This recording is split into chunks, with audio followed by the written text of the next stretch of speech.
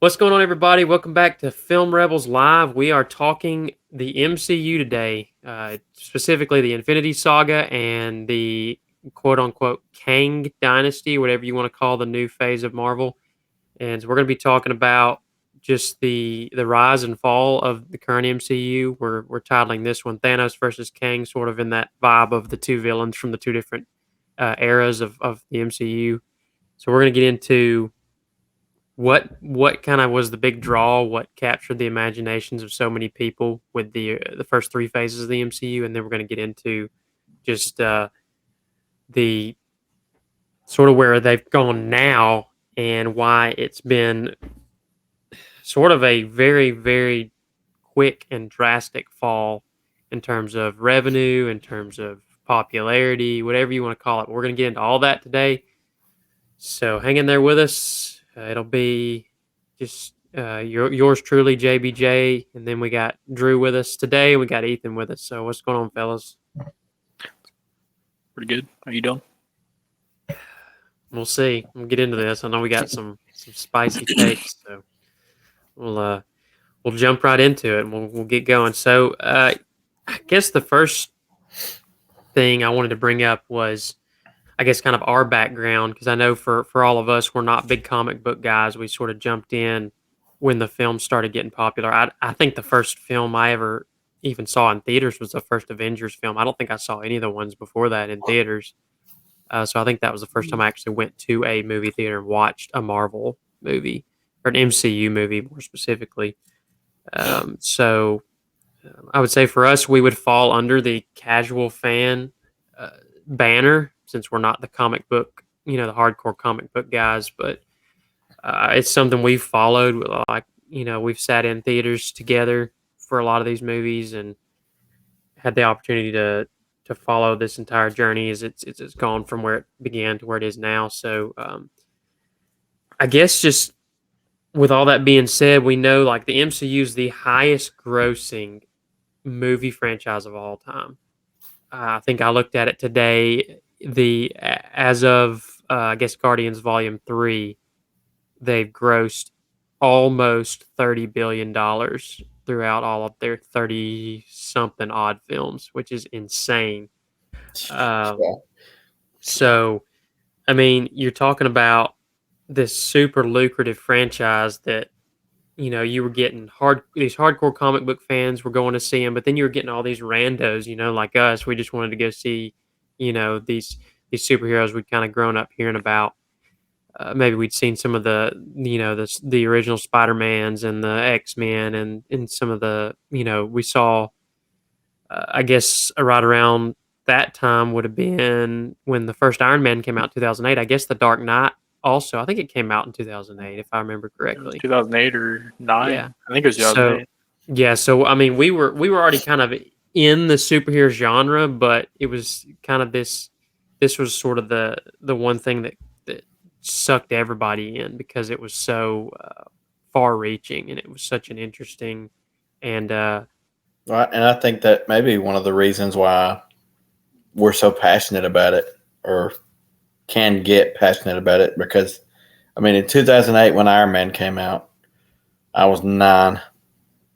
That's crazy. So, we grew up watching Marvel movies, and they were all centered around this one event that was 10 years in the making. So, yeah, that's even crazier to think about, though, the fact that it was like 10 years, like you said, 10 years in the making, like for us to like see like Endgame and all that, like just how like all the pieces just like fall into place. It was just like a very like great experience to like be there to experience. Yeah. Well, and I think a lot of it is, and we're talking about just why it resonated so much with not just the comic book folks, but everybody, was this never before seen, intricate storyline that every single film fed into, expanded on, and sort of even from different time periods. I mean, you look at the first Captain America movie; it starts, during I believe it's World War II. Yeah. We can't get that, and Wonder Woman makes yeah, I know you gotta You got to kind of keep it The same straight, movie, different universe. but yeah, so that one sort of takes place. I think he's in the ice for 70 years or something. They say that in at the end of the movie, or maybe it's in the Avengers. But that you have that, you also have you sort of when the MCU started, you had Iron Man, which was technically modern day at the time, and then you had the Hulk, the Incredible Hulk that followed up. I believe it was the next year after that. Yep. I think it was And I think it was also 2008. it may have been. It might have been like an early 2008 release for Iron Man, and then the I Incredible think Hulk. it was. I think they were both 2008. They were 2008. Yeah. I just looked it up real quick because I was actually curious. Yeah. I thought it was like 2010 to be honest. For some reason, I don't know why. Well, it's interesting too because so when those two movies released, Marvel Studios was a standalone company. They were sort of trying to launch their own, and it's interesting because Disney gets credited with the success of the MCU, but the blueprint for it was actually orchestrated before they bought it. And I think they just kind of Yeah. saw what it could be. They're like, we're going to throw a lot of money at this Took in advantage hopes of it. Yeah, and I mean that's a smart business model. I mean, Yeah. more Very. power to them. I'm not the biggest Disney fan, but I'll say for them it makes a lot of sense. And Makes so sense. they bought just a year after that. They bought it in 2009, and but it wasn't actually the first movie that they solely produced. Was actually the third Iron Man movie. I was looking at some of this today, and they had already licensed off the rights to produce the original, the first Thor movie, the first Captain America movie, the second Iron Man movie, and I think that was it. And then obviously the first Iron Man and the Incredible Hulk. Those were all already distributed over to Paramount Pictures to put out, and so Disney actually didn't get to completely produce a film until Iron Man 3. That was the first completely Disney controlled MCU product. So there's like 5 or 6 movies that they already had these in the works, to the point where when Disney bought it, Disney was like, okay, well, we have to let these, because of the contracts and different things, we have to let them, Yeah. we have to let Paramount distribute this. We have to let them, under their name and everything. And eventually, as part of that agreement, I think it was 2012, 2013, they got the sole distributing rights to all of those movies. So now, obviously, they're all on Disney Plus or whatever. But yeah, so it's interesting to see that sort of the architects for the MCU were part of Marvel Studios, and a lot of those people probably stayed on with them, and with the other ones. I think Kevin Feige for sure was one that was from the beginning. I think he stayed. Yeah, kind of till he's still there. Yeah, I was going to say I don't think he was originally over everything. I think it was sort of a joint thing. And yeah. I think it was him and I can't remember if it was co-creator, pretty much. Yeah, I can't remember if it was 2 others or more than that. It was kind of like a creative team, I guess, kind of thing. But yeah, so that's kind of what is an interesting thing to look at leading into the popularity of it, because I would say, looking back on it, I would say it didn't really hit big until the first Avengers movie came out. I would say it was popular, but I think that movie put it on the map in terms of just sheer cultural phenomenon sort of thing. Yeah. Well, it was probably, so you had Iron Man 1, 2, Incredible Hulk 3, Incredible Hulk, Thor 1, was Thor 2 before or just after? The first one, yeah. Oh yeah, and then Captain America. But then they all came together.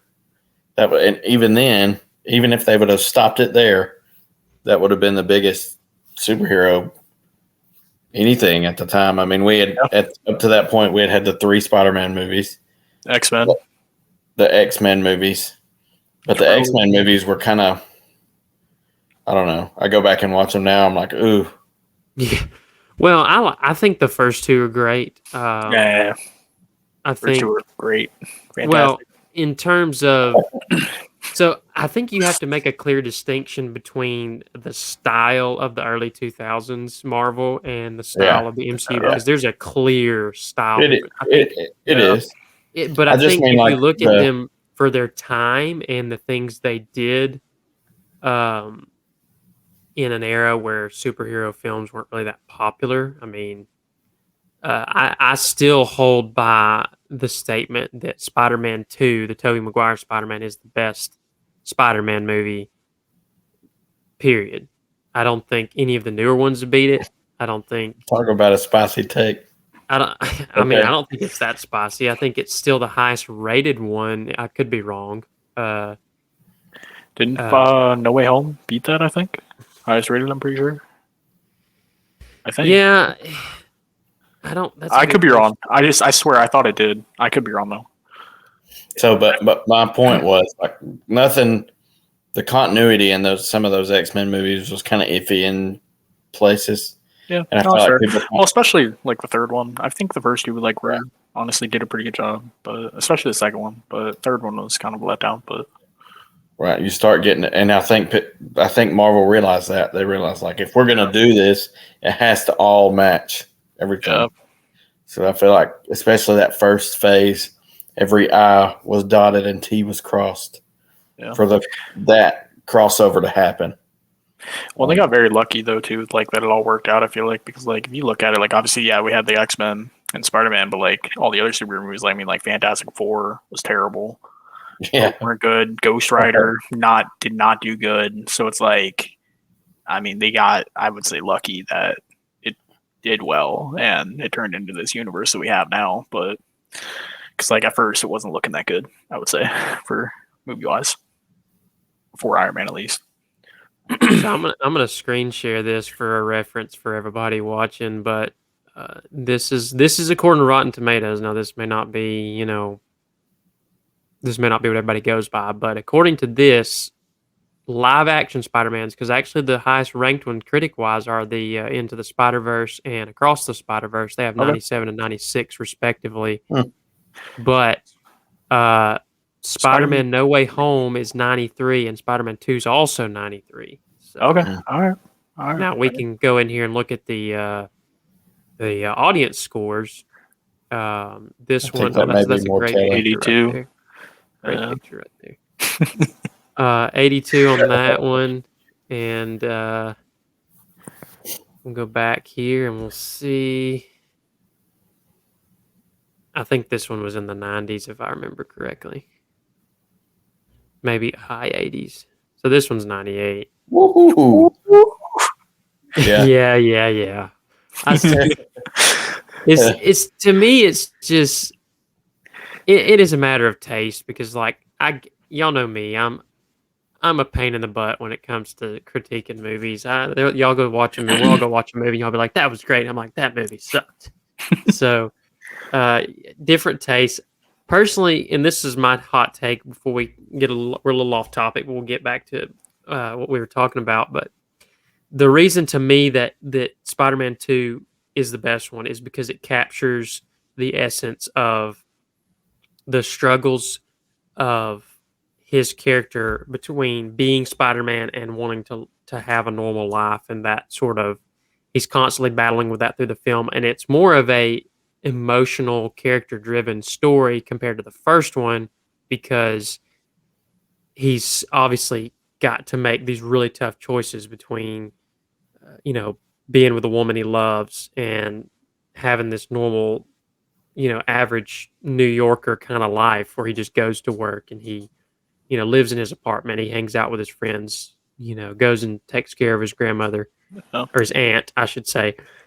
And I don't know, it just throughout the whole movie, he's it's just hard to find too many things wrong with the movie, I guess is a good way to put it. It's just very well put together. It's got fantastic action sequences that still hold up really well today. And um, I don't know. It's something, and it could just be the nostalgia factor for me. I grew up watching those when I was younger, so I think that plays into it some. I'm not going to say obviously that that's it. But Honestly, that's why I'm kind of like excited though for like the new Spider-Man movies to come out, because now we're kind of getting into that like stage where he's kind of going through the same things that like Tobey Maguire's Spider-Man was going through in the second one and third one. It's more of like he's actually an adult now. He's gonna have his own place. He doesn't know anyone. Like I feel like it's gonna kind of not be similar, but I think it's gonna be kind of close to that. So it'll be kind of interesting, like how they play that and like do it. Well, and I think so don't get me wrong, I think Tom Holland's Spider-Man I think is probably the best combination of just the essence of the comic book character, probably. From my limited knowledge of it, I would say Tobey Maguire is the best Peter Parker in terms of just sort of the geeky side of things. I really liked Andrew Garfield's Spider-Man because I feel like he was a better Spider-Man than Peter Parker or than Tobey Maguire was. Just sort of the goofy, joking nature, and which is just right in line with the comics. But I think he kind of got a bad. Well, the movies, I don't think he got great movies, and I think there's a difference between him doing the writing just wasn't that great. Andrew Garfield's a great actor, and I've loved him in just about everything I've seen him in. But it's just a matter of Tobey Maguire had better writers, he had a better director. It's that's just the way it goes. And I think when we get into some of this other stuff, talking about the quality of the MCU, I think what you're going to see a lot of is just this idea of how much of it is a studio getting things wrong, how much of it is, maybe they're not hiring the right writers, the right directors, actors, whatever. So when we talk about the Infinity Saga, the first thing I think of is the saga itself, like the Infinity Saga, and the fact that we went through all of these movies collectively to climax at this, this massive conclusion at the end of Endgame, where, like we talked about before, it was, I think it was 11 years worth of build up, and I think it was 23 movies before that, if I remember correctly, if I'm counting correctly. Probably. Building up to that one event, and then we got this sort of grand conclusion at the end that I think we can debate the merits of the film on its head and how good the film is as a whole, but I think it concludes the Infinity Saga really, really in a really satisfying way. Very. And because like me say personally, my favorite. Sorry, go ahead. There's so much content that I dread one day when my kids say, "Hey, we want to watch all the Marvel movies." Yeah. Like, oh no. Yeah. It's a lot. It is. You'll have to start And in it just order. Still continues. It keeps going. What I'm like really excited right now too, because me and Taylor actually, I just finally got her into starting Marvel like in chronological order, and so we're on Thor 1 right now, and so we're just watching them all in order, and so I'm really excited about that because I want her to like actually experience like what I got to experience. So, a little bit of a side note, I guess I did come up. Me and a buddy came up with this is the way when our kids did come out and say that one day. This is the way we're going to do it. Just like we're going to do it in release order, not chronological order. Yep. The order we watched it. That's fair. So we're going to watch Iron Man first on one weekend.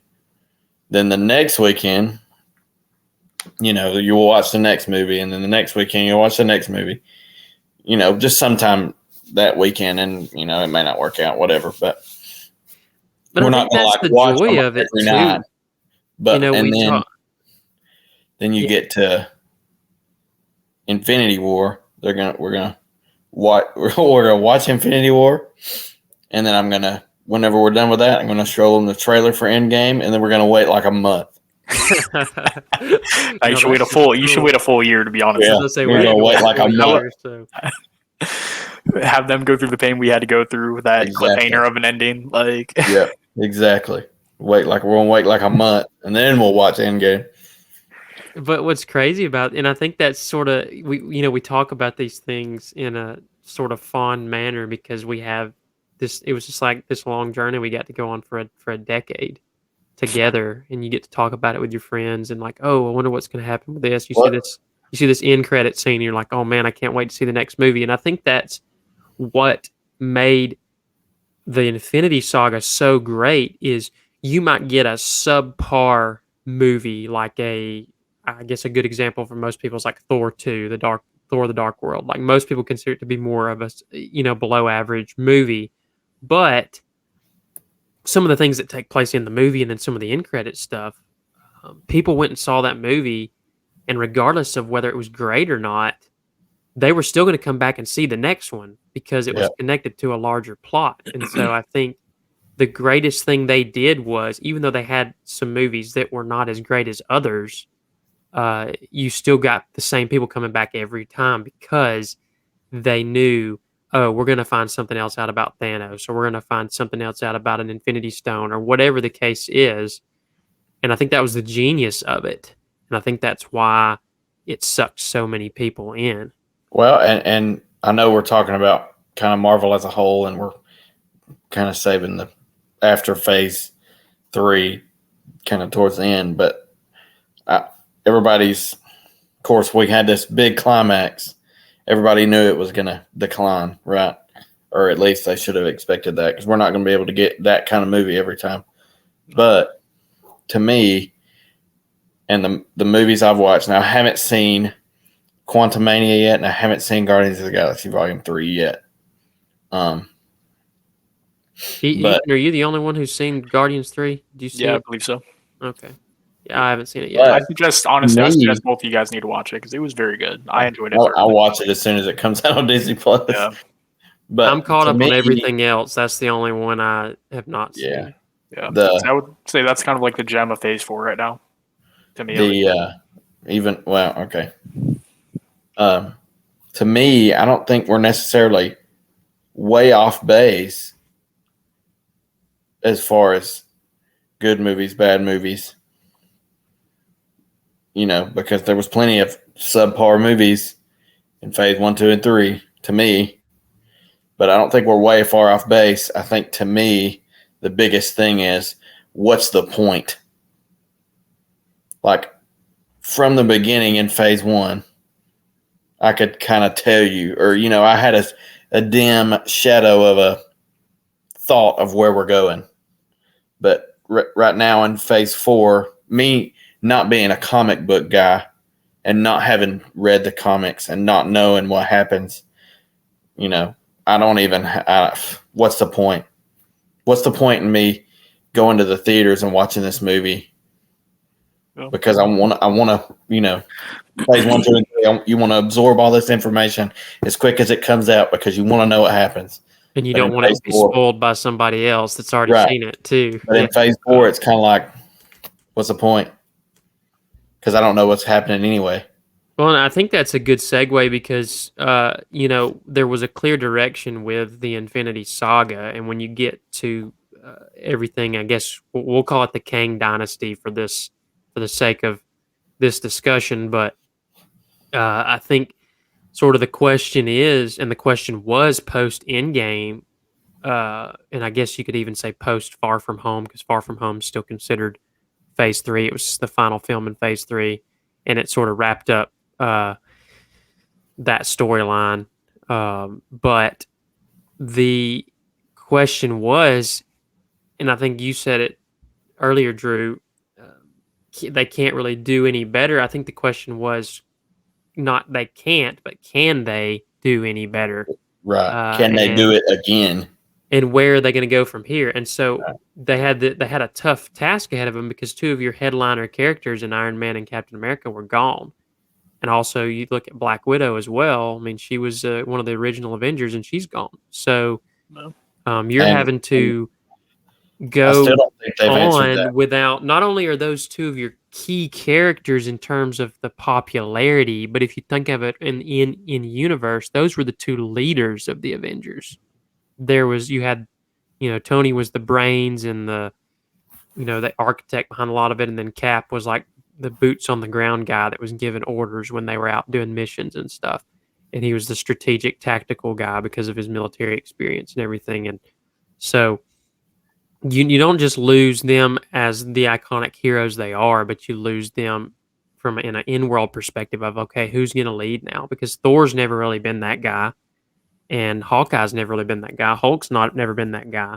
So I think you also look into the fact that Chadwick Boseman, who I thought would have been a really interesting possibility to I think lead. I think that really threw a wrench.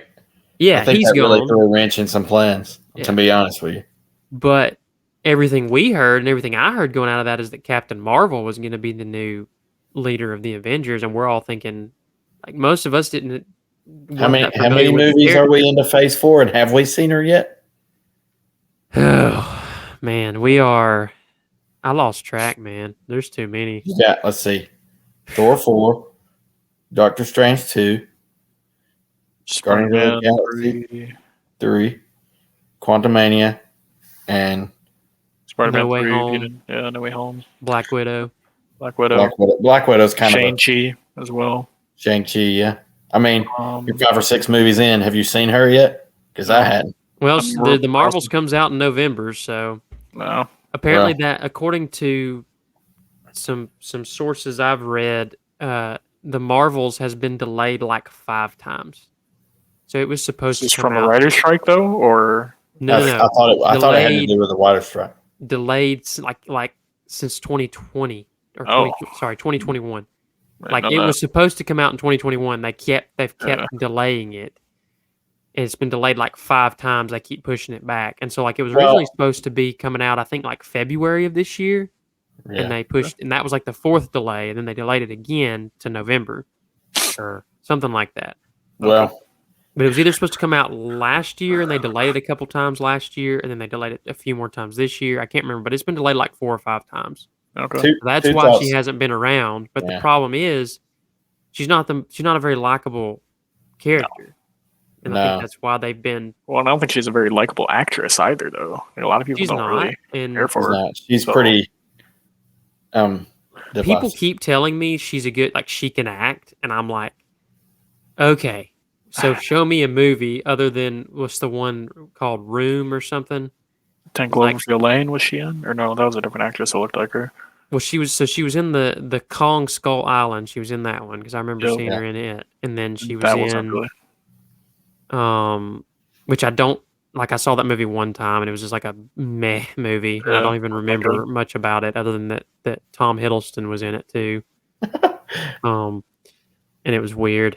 She was in Fast X, apparently. I had no idea. Yeah, she is in Fast X. I've not seen that yet, but I would like to soon. Anyway, I think the point being is that it's delayed, because she's not she's not very likable, and I think they know that the Marvels is not going to be a very successful film. And like originally, it was supposed to be like Captain Marvel 2, and then they realized we can't market this with just her alone because nobody will come and watch it. Well, and they changed it, and they added the other 2 Marvel characters in there with her. Okay, but what makes them more likable than her? Because we have the TV show Miss Marvel, I couldn't even stand to finish watching. It's just annoying. The acting was terrible in it. It just was not good. It's like a teenage girl fangirling over Captain Marvel the whole time. Well, and the Monica Rambeau character is like, and you barely see her character in WandaVision. Exactly. She's not. We don't know anything about her. Yeah. Mm-hmm. So it's like, I don't know how they market those 2 either. I think they know at this point it's just dead. I think they just have to put it out, and so they're going to put it out. I think it loses money just like Ant-Man did. I don't think there's any way. Yeah. And this may be, I thought about this week while we were kind of prepared for this. This may be exactly where they want us to be. Where are we at? What are we doing? What's going on? Right? So then they can throw in a good movie. If they can make one, throw in a good movie that just ties all these other movies together, and it's like, oh well, okay, sure. So I think that's an interesting sort of shift in a topic we could go to. You talked about, are they capable of making a good movie? And I think we have to kind of go back to the first 3 phases and be like, okay, what are the movies we can look back on and say, these movies were really good? And I can say the movies off the top of my head. Now, there may be movies I enjoy, because like personally, I enjoy all 3 of the Iron Man movies, even though people debate the 2 and 3 are not fantastic movies. That's fine. I enjoy all 3 of them. That's probably because he's my favorite MCU character. So, Oh, so cliche. but how is that cliche? Yeah, how was that cliche? Yeah. What's your most favorite Everybody, Marvel it's character? it's everybody's favorite MCU character. Well, What's yours? I mean, I know a lot of people that are What's mine? Captain America fans. Yeah, what's yours? I want to hear yours. The Winter Soldier. See, that's weird. That's just weird. That's the best movie.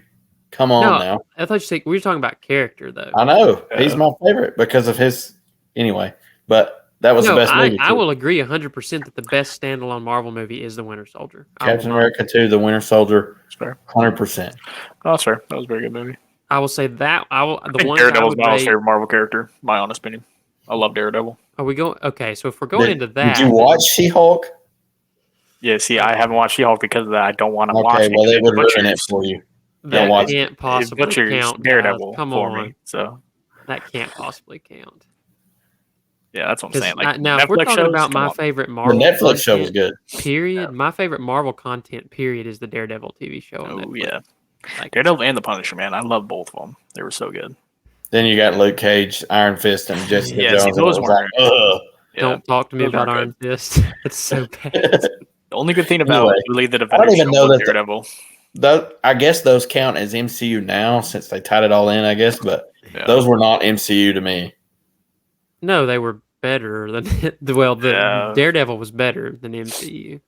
Anyway, yeah. The Back- whole back- Netflix universe itself was lackluster. Like I Yeah. will say, all 3 seasons of Daredevil are great.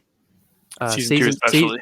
Season I think. 2 could be considered good, not great. I don't know. I feel like season 2 was like pretty dang good to me. I enjoyed it thoroughly. Well, it's the lowest rated one, but I like them all. yeah, I like them all. the first Anyway. one's the best. The first one's the best one for sure. First Back one. to our point. Both. I think they can make good movies. They have the formula.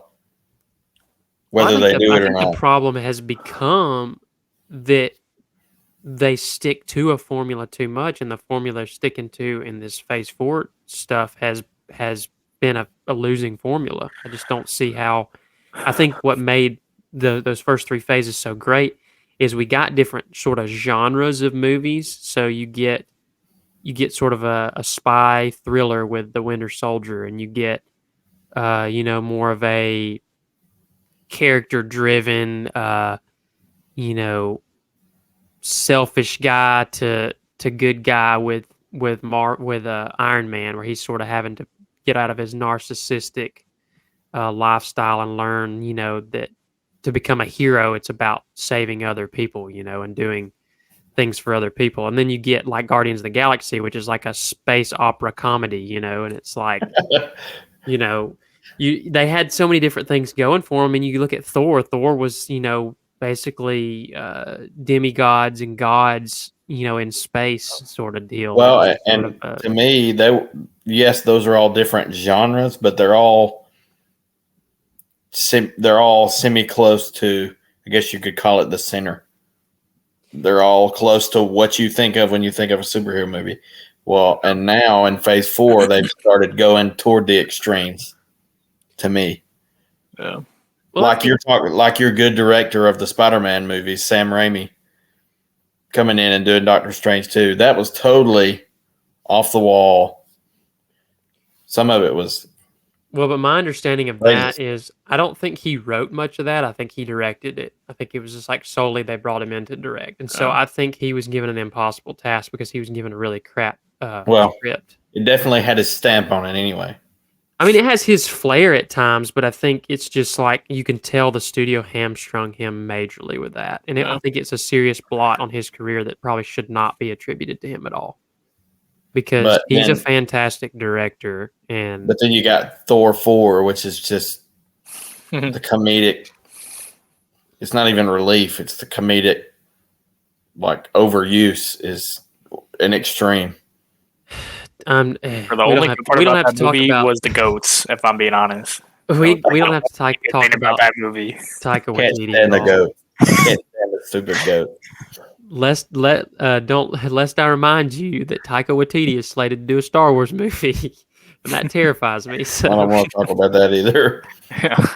uh, yeah, and I think that's part of the issue is I think there were some executive producers they had in the first three phases that were fired or let go before they got into phase four, and maybe even at the tail end of phase three, that were sort of the driving force behind keeping things so You know what? The keeping Russo keeping brothers are one of them. Did they just left though? I think right. The Russo brothers. they did the second and third Captain America, and then they did uh Infinity War and Endgame, correct? I Infinity thought. War and Endgame. Yeah. That's I all think they've that's all they done. did. Yeah. But Which I mean, if we're being honest, those four are like probably like some of the best like, Marvel movies Yeah. we've had. So it's Yeah. like I feel like that's like a big reason why Phase Four hasn't been that great either, because we don't have the Russo brothers kind of putting their fingers in the pot type thing. Yeah, they Yeah. only were directly involved with those four, but I figured they had a hand in more than just They that. had to have, yeah. I feel like they for sure probably did. Like have a Well, hand. there's a ton of executive producers on that on the MCU. I mean, Right. it's and they all have different parts to play. Like I know, you got people who's work with the VFX department, and you have the people that work with the story department, the character department, all that. So, and I think they lost some of those key people that were sort of keeping it more grounded and keeping it more true to the comics. I think as they've gone along, they've started. I think what Well, we talked about at the end of Endgame was you had to come up with something. You had to come up with some characters that people wanted to come to the theaters to see after Captain America's gone, after Iron Man's gone, after Black Widow's gone. Uh, and what we got was what you'd think the logical thing was, okay, you need to do another Hulk movie because we haven't had another one and we haven't had a standalone one with Mark Ruffalo in it. You need to do a a good, more serious Thor movie. You need to do they tried with Hawkeye. Hawkeye's never been a front and center kind of character. He's just and a that side and that character. show wasn't bad, but I don't think it was worth a movie. No, No. probably not. I would have much rather them have done a Black Widow and Hawkeye movie Yeah. set Together. before the events of the first Avengers movies, Yeah. and it been about them basically meeting like it is in the comics where that the Shield sent Hawkeye to kill Black Widow, Mhm. and because they are both spies, assassins, or whatever, and he decides not to, and they talk about Budapest all the time, that Yep. being the mission, and it's like I wish they would have done a movie based off of that and just used the same actors, just gone back. They really should have done that before they came out with the first Avengers movie. I think they were probably just afraid nobody would watch it because they're considered minor characters. Yeah. Right. But Well, and you were talking about comics and staying true to comics. That may be staying true to kind of, I guess you could call them original comics per se. But I think when you get into some of the after the originals, it's kind of like, okay, yeah, where we are now. Stuff kind of goes off the rails on the comics too. Let's be honest. Yeah. well, I think they Stuff gets typically weird. Stuff they gets really typically weird. take, and this is what I've noticed just from I probably know more about Spider-Man comics than I know anything else. So when they did a lot of when they started doing the standalone Tom Holland Spider-Man movies, you could see elements of different comics thrown into it. So like I think a good example of this is Civil War. So Civil War, if we're talking about deviation from comics. So I played, some of the Ultimate Alliance Marvel games growing up. You played them on PlayStation, and really, really, really fun games. Some of my favorite games to play. But in Ultimate Alliance 2, the storyline was basically Civil War. That was the gist of what you played through. But in that one, and this is what I was hoping would happen when they did Civil War originally. The way they do it in the movie works, but I still think the comic book version's better. And as far as I know, the Ultimate Alliance 2, that storyline is comic book accurate. I could be wrong about that. But they, in the game, it isn't this crazy event, this explosion that, they think it's the Winter Soldier that causes them to do these Sokovia Accords, which is not what they're called in the comics. But to make all the superheroes register. So in the game, it was basically it was either Hydra or there was another organization. I can't remember. I believe it was Hydra that actually more or less manipulated behind the scenes the government into doing the Superhero Registration Act to draw the secret identities out of these characters so that they could then go in and basically take over the government and the different things and basically get rid of the Avengers. And so that way you had them more pitted against an actual like a nemesis, which was Hydra's, is always Captain America was sort of his big nemesis in the comics, but also for the Avengers as well as it goes on. But I think being a Captain America movie that could have worked really well because you had Hydra was the villain in the first one, Hydra was the villain in the second one, and then Hydra again. But I guess if you look at the Winter Soldier, they borrowed a little bit of that Hydra taking over Shield from the inside. They borrowed some of that from the comics for Civil War, but I think that's a good example of where they deviated some from it. They made it more of a personal story about a guy getting revenge, trying to pit the Avengers against each other, which it actually plays really nicely into Infinity War. It sets up Infinity War where they're all split up and they're all split makes up. it easier for Thanos to sort of go around and get the Infinity Stones. And, but I think that's a good example of that. But I think at the same time, even when they tweaked things, they still made it work within the universe. And I think that people understood it wasn't a direct adaptation of the comics. It was they were trying to stay true to the characters, but that doesn't mean the stories were necessarily going to be exactly the same. Yeah, it's honestly very hard though to make like a movie very accurate to like the source formula, like a comic book or like a book. Like they gotta like change things up. Like it's kind of hard not to. And that's what I mean by like even in the comics, like I tried to get into comics when I was younger, and I had gotten some Batman comics and Green Lantern comics, but they go off the rails so quick. Yeah. Like you're reading a normal story, and then all of a sudden, it's like insane. Like people coming back from the dead. You're like, what the heck is happening? Yeah. All of a sudden. So that's where we're at now because we're kind of out of the original comics, you could say. Yeah. The original Marvel Stan Lee comics.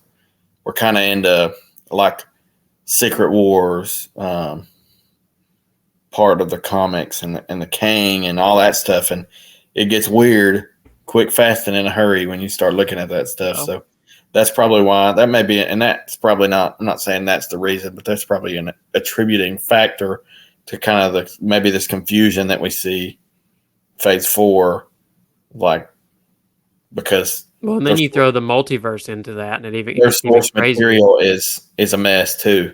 Yeah. So, well, it's very hard to follow too, especially if you're just like a casual watcher. Yeah, like exactly. Multiverse stuff. It's so much, and it's very overwhelming. I feel like as well.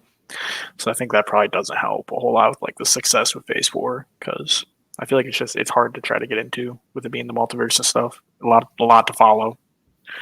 And it probably puts people off from it. I feel like as well to an extent, but also could bring people in. Well, I think the multiverse, and I've heard the argument people make about the multiverse is that there's no way to make the multiverse work in an extended storyline because you get that sort of reality that any timeline can be changed or reversed. No outcome can be final. And I think this is a kind of an issue I had with the Endgame was I really didn't want them. I was okay with time travel, but I didn't want them to. And my biggest beef with the movie to this day is, if you think about it, Thanos wins in that movie. And I've said this before. The Thanos that they battled for the entire 20-something movies wins. He gets the stones, he snaps, he destroys half the world's population or the universe's population. And then obviously Thor kills him and you have the 5 years elapsed, but then the Thanos that they face at the beginning or at the end of the movie is basically Thanos from Guardians of the Galaxy era. He's not he's a younger, he's less experienced in some ways, and it's just, to me, I would have rather it be about them going back to some of the events of Infinity War, like just going back a little ways to figure out how to reverse things or something. But I just feel like the way they did it in the movie was sort of a cop out to change a timeline, and I I don't know. I think that's just the problem with a multiverse you run into, where you just Well, like nothing means anything anymore. Like Tony Stark dying in Endgame. Well, now we see in Doctor Strange 2 that if if they were all together on Titan, then they would have won and nobody would have died. Yeah. I mean, like, it doesn't matter. Like, it means something for the, what do they call it? Earth, or the 616 timeline or whatever. yeah. Yeah. But it means something for that timeline. But like in the grand scheme of all of these, it didn't mean anything. Yeah. Yeah, I think you just get lost in the fray of these 600 odd something different timelines, these different dimensions, universe, whatever you want to call them, to where uh, people, like y'all were talking about, people feel less and less inclined to go sit through 6, 8, 10 movies, to get to a Avengers film or whatever. There's no incentive to get invested because you don't have a coherent plot to follow. And I think that's what, when to sort of wind things down a little bit towards the end of this video, I think that's sort of what we get into of the issues behind why the MCU is floundering a bit, especially financially. They've lost money on a couple films by this point, post COVID era. So we're not talking about Lost like money after, on a bunch of films. yeah. And I mean, the popularity of the brand. I mean, you don't hear anybody talking about Secret Invasion. You don't hear anybody talking about, you hear some people saying stuff about Guardians of the Galaxy Volume 3, but I mean, it's not. It's you don't see people rushing out to see that movie like every movie that they would release was guaranteed before this phase of Marvel to make $1 billion at the box office, and every one of them did until I want to say, trying to remember which one, maybe Black Widow, which that was right during COVID. So yeah, that's hard. It's hard to say which one for sure. But. Yeah, that was a Disney Plus release. Yeah. So, what I know, but yeah, not box office related, but like review related. I think the first one that had like the worst reviews was Eternals with like a 47% on Rotten Tomatoes. Yeah. So that one flopped like review wise and critic wise. I think probably the worst out of. And like, when have we referred to anything Eternals since that movie came out? I think that's another issue. It's like they haven't addressed. Someone's said, why hasn't anyone mentioned that giant celestial that's just sitting in the ocean right now? Like it's just not a big deal, It's like, I don't think. And they set up an interesting character, to me anyway, Black Knight. But of course, nobody's done anything with that. Yeah. Well, and they really could be working on a great actor playing them. Yeah, they really could be working on Midnight Suns movie. Yeah, because you've got Moon Knight, you've got Black Knight. All you need is the Punisher, I believe. Who? Punisher and Ghost Rider. Yeah, that's your main. I'm all about a Ghost Rider movie. But that would be. Bring it on. You could get a good actor to play Ghost Rider and get a good actor to play Punisher. Well, there was Norman Reedus was apparently one of the front runners to play Ghost Rider, which I would be kind of happy about. That's what I'm saying. I would be very happy about that. Like, I think that would be a great pick. Like, the dude's that would bring you back. I feel like that would bring people back. Yeah. When he's a big, like, Harley guy, he loves bikes. I mean, I think he'd be, like, perfect for the role, too. He has the demeanor for it, too. Yeah, exactly. Yeah. I mean, you got Oscar Isaac to play Moon Knight. He's a freaking good actor. Very good actor, yeah. Yeah, I mean, I think going in sort of the discussion to round this thing out is do we see any kind of path forward for the MCU? I mean, we talk about sort of their financial struggles lately. The ratings, critic ratings, audience ratings are just not there. I mean, it was rare that a Marvel film would score below like 80 something percent, and so when we see the decline in the last couple of years, and just the decline in quality, the decline in interest for the brand, the decline in the financial side of things, do we see a path forward? And I think that's a good point. Is that you have to bring in. I think the number one thing you have to do is you have to bring in writers and directors that are competent at what they do, because I think you can hire the right actors, but if the script and the direction of the film isn't there, it doesn't always matter. And I think that's something that a lot of times these shows or these films are doing. They'll hire these directors and actors, and I'm like, I don't know who these people are. Like, I've never heard of these people before in my life. I don't know what they've made. And then you look it up, and you're like, I haven't seen any of this stuff that they've made, and it's not like mainstream popular stuff. And so I think you have to bring proven, tried and true directors and actors in. Or heck, bring some back. Yeah, I mean, because you look Russo at brothers. I mean, you had John Favreau did the Iron Man movies. The Russo brothers obviously did two of the Captain Americas. They did the last two Avengers films. Joss Whedon, he did the first and second Avengers films. I mean, James Gunn, which they're not getting back because he's over at DC now. Did Well, all the I feel like Guardians. that was a big hit to the MCU too. I feel like though, because James Gunn, I mean, I think he was probably like the best director they had since Phase Still, 4 now. yeah, still. well, So- that leads you to another point. I think that you had on the list to talk about a little bit was, is there anybody that could sneak in on Marvel? Yeah, it's a possibility if people got their crap together. Yeah. And that's kind of the crazy thing about it is like this is the perfect opportunity for Yeah. DC to basically DC go or right the Spider-Man, Sony.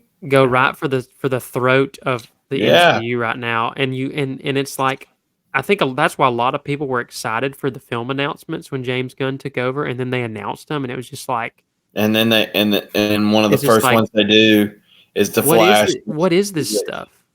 which effectively kills the DC EU. Well, that one is a holdover from the Zack Snyder. Well, that Era. it It's kills not- that universe. That's what it does. Yeah, I mean, it's not. They still have to release that one and the second Aquaman movie to actually round out Yeah. Snyder's movie. Like they've already basically finished the movie, so they have to release them. Yeah. And Which so I don't like think those James are not Gunn- going to count under the new one. But like all the stuff they announced, like the Authority and like I think there's a lot of TV shows. it was just Okay. like random off the wall stuff I'd never heard of, and I'm like, the first Yeah. the first things you should do is a Superman movie, a Batman movie, I think there is a Superman movie and out there. I think it's Superman Legacy or something. Legacy. Yeah. Superman Legacy. Yeah, that's it. They did a Batman movie. I think they've But already then- slated to do another one. Well, but that one's not technically. It's not I don't tied think to it's the technically EU, though. part of it. Yeah. No, it's not. Barrett Pattinson is not going to be in James Gunn's universe, which kind of like, I don't know. What's the Wouldn't point of mind making one movie? Yeah, I mean, I wouldn't mind that because I think Robert Pattinson did a pretty dang good job, to be honest, in the Batman. Like, I think he. I mean, Batman's my favorite superhero. I was not the biggest fan of the Batman movie. I didn't think it was that great. I thought he did fine as the character. But I just it was overlong and slow and Yeah. just I think I Overall. don't know. I enjoyed the crime like drama or like crime like mystery to it, so I thoroughly enjoyed the movie. Like I thought it was really good. I just like that thriller crime like mystery type movie though. Like I like those type of stuff, so I think that kind of catered towards me and how I liked it. But yeah. Anyway, I mean, and I enjoyed the villain as well, and I enjoyed the actor that played the villain. I mean, I can't That's remember all- his name, but he's That's all that Paul to say. Dano. Yeah. That's all that to say. Really, would be a good chance, but they're not going to have their stuff together in time to take advantage of it. Well, and not only that, but Henry Cavill's out as Superman. Yeah. Which is crazy. I think Gal Gadot's out as Wonder Woman. Gal Gadot's out. She's know. not He Wonder hasn't, Woman. he hasn't said anything about Jason Momoa yet, though, so I don't know if he's out. Yeah, I don't know. They hadn't said nothing. But Yeah, so they haven't officially announced him being out. They haven't officially announced Ezra Miller being out, which is insane to me. yeah, To be the first person to go. yeah, Um, especially Yeah. with everything he's done. I can't just- believe he still has like an acting career right now. That's something that baffles me about the Snyderverse is they almost perfectly casted every character other than the Flash. they really I would did. say the Flash is the only one they didn't, and they just didn't do anything with those actors. Yeah. And I'm like, those are fantastic actors. Well, they did like I feel like they did Ben Affleck's Batman kind of dirty though. Like they made him like kind of like just I don't want to say a coward, but like he just like you like when he was fighting in what is Batman vs Superman when he was fighting Doomsday, like he just like it wasn't like anything special. It was just like what am I watching? I don't. Well, I heard somebody make the point of like Batman is never gonna work with his character in like huge action set pieces with like extra human villains because he's a dude in a suit with gadgets. And I'm like, yeah. I mean, yeah, but like the comic books did it though, so it's like. Well, I mean, think what you do is you do what they did in Batman versus Superman. You give him a power armor basically, and you're like, Yeah. okay, when you're fighting, superhuman things, you give him power armor, you give him some sort of vehicle that he can fight in, or you give him, like in the Arkham games, he always has some sort of special tool that he fights, different attack, because there are some there are some villains in the Batman universe that have superpowers. Yeah, I mean Clayface. I mean, you mean Killer Croc's got some superpowers. Clayface, Bane's got some superpowers. Ra's al Ghul's got some interesting powers. So it's like, I think there's a path for DC, but when you look at, like I said, when you look at the announcements, it's just like they're squandering the opportunity, and this is the perfect time for them to really do it. And I think what's interesting is that I don't think DC necessarily has to just do a connected universe. I just think they need to make put their marquee characters out there. I mean, the Dark Knight trilogy is a perfect example of this. Put your marquee characters out there, make really quality films, and then people will come see them. Yeah. And you can just make their own sort of standalone trilogies, and you can do some crossovers, but I don't think it has to be, all connected. And I think that's kind of the problem. But I think the issue that's going to plague them going forward is they're coming out with a lot of projects that people don't know anything about and don't care anything about. Oh. So I think in my opinion, it leans more towards the era of superheroes movies in general is just dying, because I don't see a company that's going to come out and take Marvel's place anytime soon. There's nobody waiting in the wings to do that right now. And it's hard to live up to like what Marvel did though too, especially like before Phase 4. I mean, it's just so hard to make. It good is, movies. but I mean, if you think about it, Batman and Superman are more popular superheroes than the majority of Marvel superheroes. Yeah. Not anymore. In the mainstream, like they're more easily recognized, and so like just put those characters out there and give them really good movies. And I just think going and firing those actors. Did they actually fire those actors, or did they just not bring them back? Well, I thought with Henry Cavill, they just didn't bring him back. Well, supposedly he was was about to sign a new contract with them, and then James Gunn or whoever decided, we're not going that direction. They wanted to cast a younger Superman, and it was just crazy mess. But yeah, I mean that's where I stand on it. I don't feel like it's going to be anybody just taking over anytime soon. I think more than likely, they could, but they're not going to. Well, just like we had like this huge era in the 60s, 70s, or 50s, 60s of like Westerns. It was all like Western shows and Western movies. I think in our generation, it's been superhero films. And I think what we're starting to see is that era just sort of coming to an end. That's my opinion anyway, from every standpoint. And honestly, I'm okay with that. I'll still go see a Batman movie because he's my favorite superhero. I'll go see a Spider-Man movie.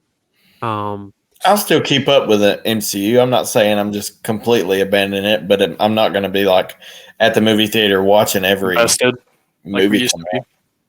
No, I don't think it's got the draw that it used to have. I Yeah. just don't think it's going to be able to pull the people in that it could before, and it's unfortunate because it was such a great thing for so long. But I think as we sit now, I just don't see much hope for it, to be honest. Yeah. Could I actually pull something up real quick? I thought it was kind of interesting and kind of funny. Real Sure. quick, Yeah. I'm gonna figure out how to do this real quick. Hold up. So I was just looking randomly at. Do you guys see it? Did it pop up? There we go. So I was looking at like critic scores and stuff for like all the phases, and they combined it all. I don't know. Is it blurry for you guys? I see No, it. Okay. So literally, phase one was 80%, 81% for phase two, and then 89% for phase three, and then phase four for critic scores was 76% on Rotten Tomatoes. Where was it? The average score for critic score between Metacritic and Rotten Tomatoes was 70% for phase four. Phase three average was 81. Phase two was 73, and phase one was 72. Now let's get down to the audience score for Rotten Tomatoes. Phase four is at 89% compared to the 82% phase three. I do not understand that. That when I saw that, I was amazed. I was like, "Are you serious?" Like the only thing I could think of that is holding it up there so high was maybe because of Spider-Man: No Way Home, with it 98%. So, believe it or but, not, if but, you go but on Black Panther: Wakanda Forever, their audience scores like an 89, and I'm like, I Is don't it? understand that. Well, so I guess it shows the movies here. Actually, I didn't realize that. So Captain Marvel, the reason why Phase Three probably is so bad is because Captain Marvel. Like, look at the drop right there. You can literally see it, Marvel, and it drops down so low because of that. Like, below 50. yeah, I But wonder like how much of that those are for the Phase people that 4 actually is go to the just. movie theater, right? Those are the ones that actually go to the movie theater and watch it. yeah, Well, I think so. I wonder how much of that for Phase 4 is just the momentum off of Endgame and people just going because they loved those first three phases so much. that's very possible. Yeah, Because I feel like what's happening is a lot of the people who just don't like the MCU anymore have just stopped going to the theaters, and so you're not seeing any of You're not seeing the the reviews because they're there's just the not Metacritic going. audio score. yeah. There's even worse. I mean, it's 63% for Metacritic audience score. Yeah, I think Metacritic and IMDb are probably a little bit more accurate in terms of Yeah, the actual quality of the film itself. And you can actually go on Rotten Tomatoes and click on the All Audience tab under the ratings, and it'll give you a little bit more accurate. okay. So this is the audience score average throughout like all like websites pretty much 76%. So it's not beating, but neck and neck with phase one. Yeah, That's where the phase two is even higher though. Yeah, I just wanted to share that though. I thought that was like kind of weird. It's it's crazy. interesting. Yeah, Interesting to discuss. But, fellas, that's all I got tonight. We got all that in, so sorry for the strung out a little bit longer than we thought, but all good. um, I think this is going to be something we're all going to be following closely and sort of monitoring. I don't really go to the theaters anymore to see these. I see them when they come out on streaming at this point. I Yeah. just don't see the point anymore. And that's probably, I would say, we might say that the audience scores are higher. And I talked about, I think that's because a lot of people that used to love it just don't go anymore. And I think that shows in the box office too, because people just, Yeah, they're not that's going to see anything anymore. very And fair. Yeah, I think that's what it is. yeah. So I don't know. It's all very interesting, and I think as we go into it, we're going to be like, it's going to be very very intriguing to see the trajectory of it in just over the next like 2-3 years. yeah. And so I'm very interested to see that. But fellas, I appreciate y'all coming on with me tonight, and we'll keep at it. We'll do this again in a couple weeks. We're going to be going to see Mission Impossible: Dead Reckoning Part 1. I am pumped about that, and Very. I'd like to see how y'all like the movie as well. So, for everyone watching, thank y'all, and please check us out again in a couple weeks. We got that movie review coming for y'all. We're all pumped about it. So, other than that, we're signing out for tonight. We'll see y'all later.